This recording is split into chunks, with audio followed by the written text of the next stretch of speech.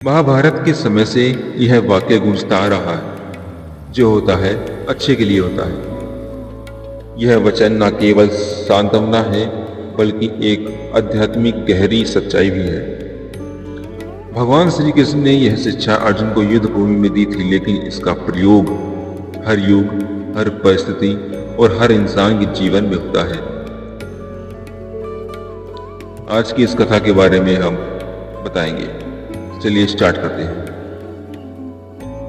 मथुरा से कुछ ही दूर एक छोटा सा गांव था, गोकुलपुर।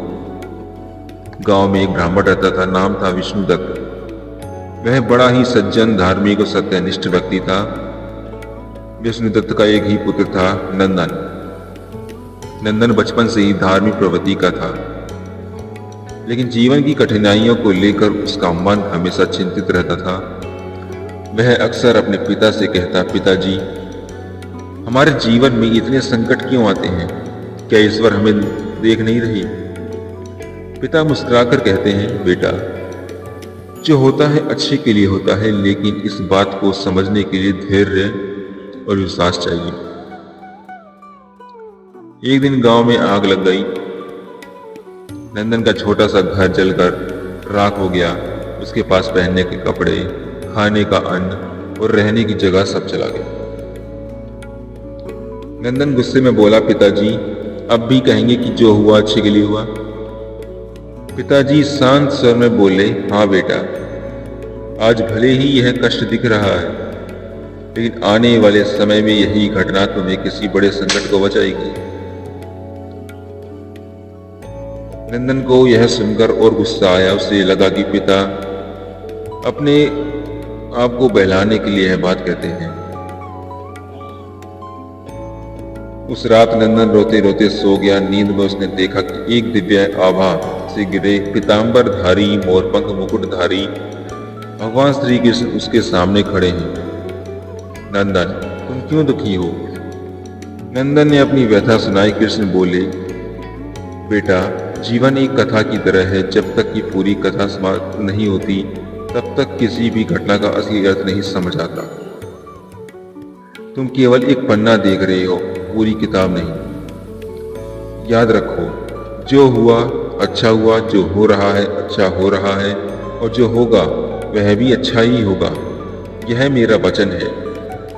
अगले दिन गांव में समाचार आया कि रात में डाकुओं ने गांव के कई घर लूट लिए, और जिन घरों में आग नहीं लगी थी, उनमें से कई को डाकुओं ने जला दिया। नंदन के पिता ने कहा, देखा बेटा, अगर कल हमारे घर में आग नहीं लगी होती तो डाकू हम पर हमला करते और शायद हमारी जान भी चली जाती। नंदन ने मन ही मन कृष्ण के वचन को याद किया। उसे पहली बार महसूस हुआ कि हो सकता है हर घटना के पीछे कोई अदृश्य कारण होता है। कुछ महीने बाद नंदन को एक व्यापारी ने अपने साथ समुद्री यात्रा पर ले जाने का प्रस्ताव किया। यात्रा के दौरान जहाज भयंकर तूफान में फंस गया।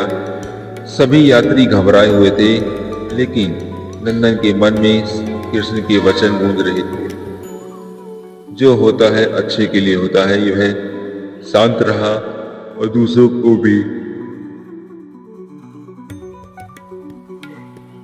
सांत्वना दे रहा था। आखिरकार जहाज एक अनजान द्वीप पर फंस गया। वहां उन्हें दुर्लभ मोती और बहुमूल्य रत्न मिले, जो बाद में व्यापार में बहुत मूल्यवान साबित हुए। गांव लौटकर नंदन ने पिता से कहा, पिताजी, अब मैं समझ गया। अगर हम हर घटना को अच्छे दृष्टिकोण से देखें तो हमें ईश्वर की योजना का अंदाजा होता है। पिता ने कहा, हाँ बेटा, यही तो श्री कृष्ण का संदेश है। जब अर्जुन युद्ध भूमि में खड़ा था, तभी उसे यही डर था, युद्ध क्यों? लेकिन कृष्ण ने उसे समझाया, हर घटना चाहे कितनी भी कठोर लगे, अगर यह धर्म के मार्ग पर है तो उसका अंत शुभ होता है। कर्म करो, फल की चिंता मत करो। यह बात श्री कृष्ण ने गीता में कहा था। क्योंकि जब हम अपना कर्म ईमानदारी से करते हैं तो जो भी परिणाम आता है वह ईश्वर की योजना के अनुसार आता है। जो हुआ अच्छा हुआ, जो हो रहा है अच्छा हो रहा है, और जो होगा वह भी अच्छा योगा यह हमें हर परिस्थिति में धैर्य, शांति और विश्वास देता है। कई साल बाद नंदन गांव का सबसे सफल व्यापारी बन गया। लोग उससे जीवन की कठिनाइयों का हाल पूछते और वह मुस्कुराकर कहता, जो होता अच्छे के लिए होता है। यह मैंने अपने जीवन में श्री कृष्ण से सीखा। धैर्य रखें। यह कुछ बातें हैं जो अपनाने योग्य हैं। जैसे धैर्य रखें, तुरंत किसी पे घटना का अच्छा बुरा निर्णय न लें। ईश्वर की योजना पर विश्वास करें। जो दिख रहा है पूरी सच्चाई नहीं है। नकारात्मक छोड़ें। हर अनुभव से कुछ सीखें। कर्म करते हैं, परिणाम की चिंता ना करें। हर परिस्थिति में सकारात्मक दृष्टिकोण यदि आंतरिक शांति का मार्ग है। भगवान श्री कृष्ण का यह वचन केवल एक सांत्वना नहीं बल्कि जीवन के जीने का एक संपूर्ण दर्शन है। जब हम समझ जाते हैं कि हर घटना किसी बड़े उद्देश्य का हिस्सा है, तब हम भय, क्रोध और चिंता से मुक्त हो जाते हैं। इसलिए यदि याद रखिए, जो होता है अच्छे के लिए होता है। अगर आप चाहें तो मैं इस कथा में महाभारत और गीता से और गहरे उदाहरण जोड़कर इसे पूरा महाभारत